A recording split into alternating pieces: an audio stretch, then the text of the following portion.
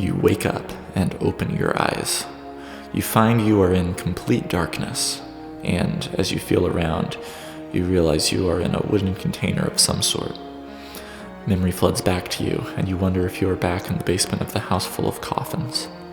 You carefully remove the top of the coffin you are currently in, and the light floods inside. You find you are not in the basement like before, but instead you appear to be in a library of sorts. Shelves and tables line the walls, and scattered books and fallen bookshelves reveal the place has been ransacked. You also suddenly notice you are not alone. A woman holding a lantern is sitting at a nearby desk, reading a book. "You have awakened," the woman says in a faraway voice without looking at you. You tentatively get out of the coffin and ask her if she knows where you are. "You are here," she says, again without looking up from her book. You ask some more questions, but the woman replies always in a similar manner.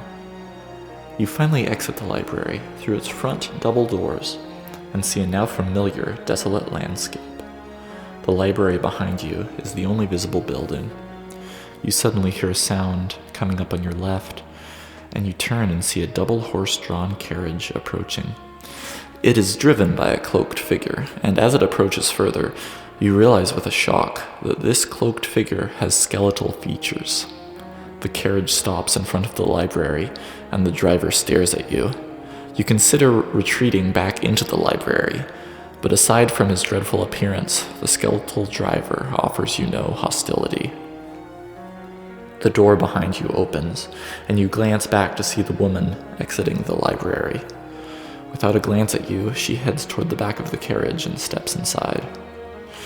The skeletal driver is still staring at you. Then he speaks in a shriveled and hollow voice. "They are coming," the driver says. "Get into the carriage." You hesitate and suddenly notice a strange mist rolling in a ways in the distance. For a moment, shadowy figures seem to appear and disappear again into the mist. The mist seems to be approaching quickly now. "Get into the carriage," the skeletal driver says again. You cautiously move around the carriage, and after a moment's hesitation, you step inside. The moment you do, the carriage lurches forward, almost sending you flying back out. The carriage's interior is warmly decorated and seems to be a small living space. An unmade bed, a few boxes of food, and an unopened chest sit inside. The woman from the library does not look at you, but instead stares at the wall in front of the carriage as though she is watching a TV screen. You glance back outside the carriage, and to your horror, you see it is being pursued now by ghostly, cloaked figures flying through the air. Worse, the apparitions seem to be getting closer by the second. You glance around the carriage, but find nothing that could help you. The woman is still staring at the wall. You step toward the front of the carriage, where the skeletal driver is sitting. Before you can say anything, however, the driver speaks. "Blow the whistle," he says calmly. It takes you a moment, but then you remember the whistle that had been attached to the collar of the cat you saw before. You find the whistle is still in your pocket, and you take it out. You tentatively blow into it. "Louder," the driver says, without turning toward you.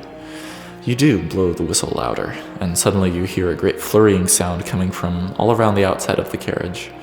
You look back outside the carriage and see a great multitude of black birds, ravens, careening toward the cloaked phantoms.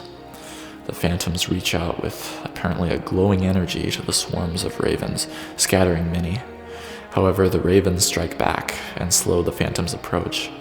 The phantoms and ravens continue their fight as the carriage begins to pull away from the chaos. After a few moments, the scene fades into the mist. It isn't long before the carriage begins to slow, and as you look through a window, you notice you are approaching some sort of campsite with several tents and a very large stone statue. "We are here," says the skeletal driver. Without a word, the woman steps out of the carriage. You follow, still unsure of where you are or what is going on. Suddenly, you notice 3 large shapes running toward you, and you realize with surprise that they are giant spiders. You quickly retreat back into the carriage. The woman, however, steps toward the spiders and uses her staff to strike at one of them. It somehow deflects the blow and bites her.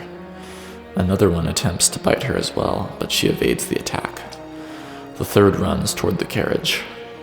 You find a sword in the carriage and take a swing at the spider, but it dodges. It then jumps forward and bites your arm, and a moment later, the world goes black.